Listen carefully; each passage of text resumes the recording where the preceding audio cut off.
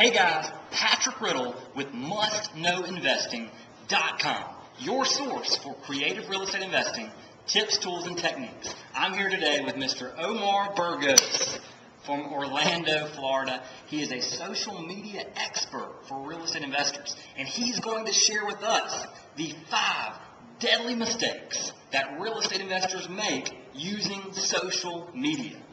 Thank you for sharing that with us today. Hey, thanks for having me on, man. All right, let's get down to business. First mistake, Omar, you said not using your personal name. Can you tell us a little bit more about that? Yeah, when you get started with real estate investing, you're always proud to have your company, and you're always wanting to build that credibility and authority. So you always want to, people have this tendency to say, oh, I'm from professional home investing, first home investing. And that's not good, because it's not what people are looking for. If they're trying to find you, they're not going to find you. So locate you, they're not going to find you. So what you want to do is you want to have your name. So for example, I have Omar Burgos because that's what people are going to connect with, because people are looking to do business with a person and not a company. And so when people try to search you and research you, or I know I've been Googled before when I'm trying to do deals with people, they're not going to find you under your name. If you have your company name. So that's a big mistake that I see people making, is they really make it hard for people to locate them and connect with them by using their company name instead. Right on. And social media is really all about being yourself, being you, who you are. Right. And so that definitely makes sense to me.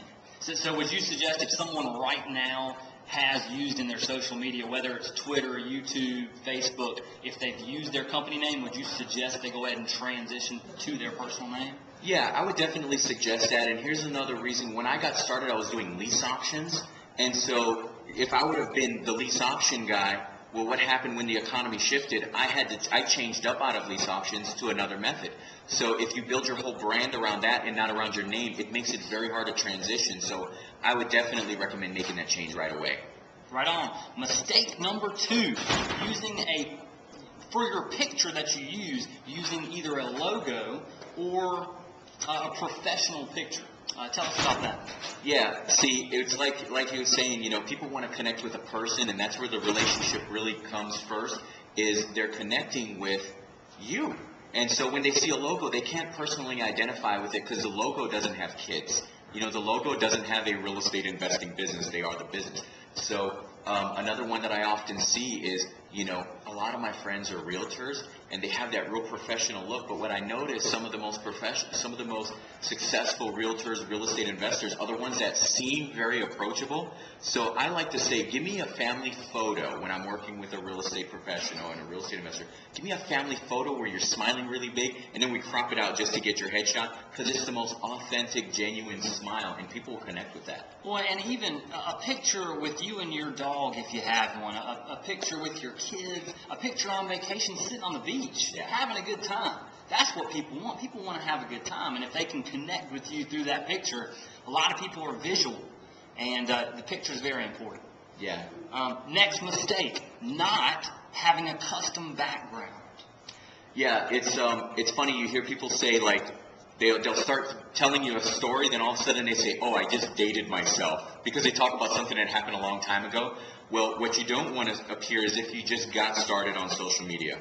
Now, I want to make sure that you don't think that just by having a low amount of followers on Facebook or Twitter or YouTube, that's bad, because you might have a very small amount of followers, but they're very, you've got a strong relationship, as opposed to someone who has tens of thousands who have no relationship.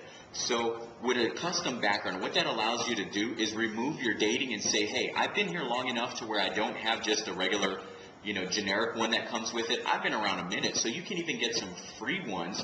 And just that alone, even at least the free ones, just makes it look like, hey, I've been here for a minute, and I'm serious enough to at least put a custom background. It's easy to do. Google it. If you can find free ones all over the place, it's easy to do. And I guess with the custom background, that's with Twitter and YouTube. Yeah. With Facebook, you can actually have a custom background, right? Right. Right on. Mistake number 4, not being authentic. That's something, and it goes back. I'm so glad you brought that early on with the with the building relationship thing. And if your personality doesn't shine through, then it really makes it hard for people to connect with you, because anybody can go post a quote. But when it comes to being authentic in your messages, like, I like to post articles, and I find, like, Patrick posts some great articles, and so he posted one the other day. I said, that's a good article, and I posted it for all my readers to read, and I know it was about the Facebook and Twitter one. And I recommended it to people, hey, go take a look at his article. But right before I posted it, I wrote in, you know, what I liked about, a short message on what I liked about the article, or, hey, check this out, or this was a really good read. I mean, just anything that makes your messages not sound scripted or professional, so it just, you know, allows you to be authentic, you know, and you really need to be authentic and show your personality, and you can show your personality without not being professional. So just don't be too professional, just be yourself in a tasteful way. Be yourself. Bottom line, that's what people want today, period. That's how to connect with people. Like, he's got that southern charm, you know, he's got, and it's like you see that, and it's like, you instantly, before I ever got a chance to meet him in person, I'm like, hey, this guy's cool, I'd like to meet him in person. So, you know, allow your personality to shine through. Right on. Thank you. Mistake number 5, with your bio, either being too technical or not having a BFB, a big fat benefit. So tell us about the bio. This is my favorite one.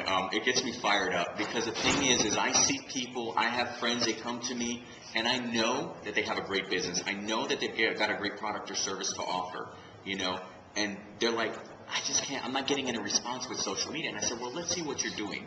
And so what I see they're doing wrong is that, first of all, they're too technical. They're like, I'm the REO guy, you know, and I'm like, well, what does that mean, you know, or, and so I'm like, well, what kind of service do you offer, you know, and when they're getting too technical, you know, you're not giving them a description of what you do. So, for example, like with private money, when I saw Patrick Riddle's program and I was looking at it, you know, it wasn't just about private money lenders. You know, it was about helping you get cash. Because I remember looking at the sales page when I was looking at your product, which is a great product, by the way. Thank you. He didn't ask me to say that. I was looking at the sales page, and it's like, you know, I saw the PowerPoint presentation. It's like, it helps you qualify with people, you know. Or when he talked about why you needed private money, it said, so that way you can do the most amount of the best deals in the shortest amount of time, because you've got cash to act fast. That is a clear descriptive thing. So you can say whatever it is you do. You can say you're a wholesaler. You can say you're a rehabber. But just outlay what the big fat benefit is that even a 10-year-old could understand. Dumb everything down. Test it with a child. Ask him, do you understand what this means? What does this mean to you? That's what I do. Right on. Thank you. Omar, I appreciate it.